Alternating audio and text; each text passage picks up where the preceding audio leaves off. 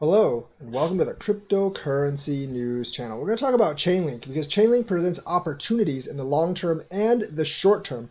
Obviously, Chainlink has busted through a lot of its resistances and it's in price discovery. That's why the price is is volatile right now, and it'll oscillate between $8 and now it's going up to $9, but it could drop as down low as $7. It's been in that range for the last 2 days. It broke the last of its resistances, and now they're in a price discovery mode because you have the Chinese blockchain news, and you have DeFi increasing. It presents a lot of opportunities both for long-term holding and for swing trading. Now, for long-term holding, I think Chainlink is an excellent long-term hold. I don't think it'll 20x again like it did last year unless Bitcoin has a bull run, but I do think it'll slowly appreciate because DeFi is going to slowly grow. Especially if Bitcoin balloons, then DeFi is definitely going to grow, and when DeFi grows, Chainlink grows as well.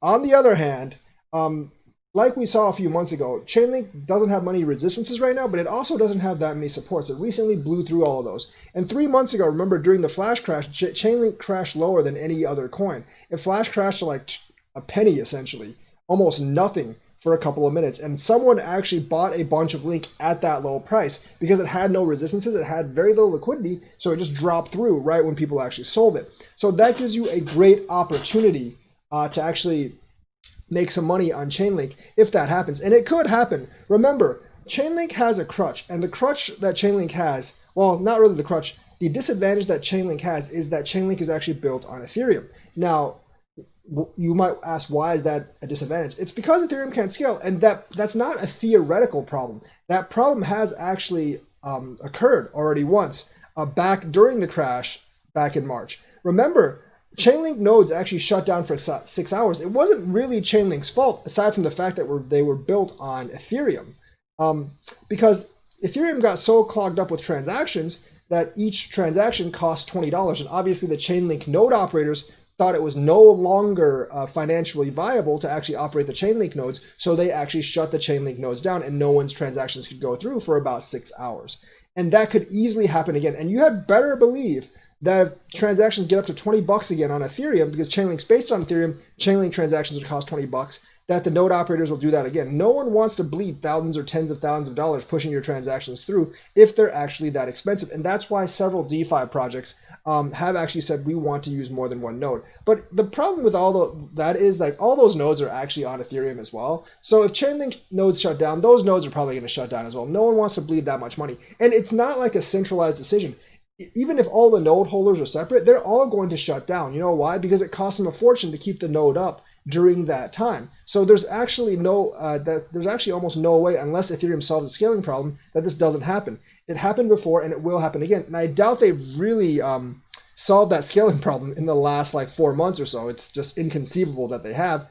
They have some layer 2 solutions, but it's very, very hard to get layer 2 solutions implemented. So the long-term hold for Link is very, very obvious.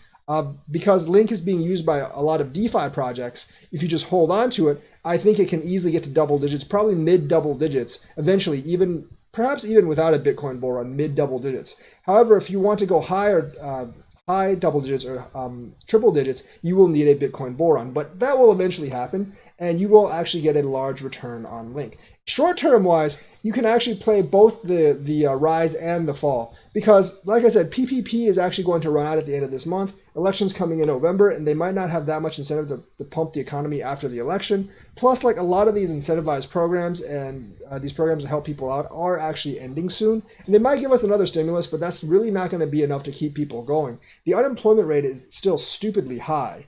And because of that, things just really aren't looking very, very good right now for the country. And I think like if stocks crash, I've said this several times, I think crypto will have a knee-jerk reaction. It will recover much faster than stocks, but it will have a knee-jerk reaction. And when that actually happens, since Link has no liquidity, it will plummet lower probably than almost any other coin. It will it'll only take like 5-6 minutes to recover, but it will plummet lower than any other coin. And if you set your buy orders very low, that's the point where you can actually pick up some very cheap Link. Now you will need to have your buy orders in place, because if you don't have them in place, that opportunity is just going to go away just like that. I mean, there's no way that opportunity is going to stay for more than maybe a couple of minutes, at most a few hours, because people are going to actually buy it back up. But if you have your sell orders, buy orders set very low, there is a very good chance, well, not a very good chance, but there is a chance that you could possibly get Link at a very, very, very low price. So that is the news for today. Let me know what you think. Like and subscribe and hit that bell notifications button. Thank you and have a nice day.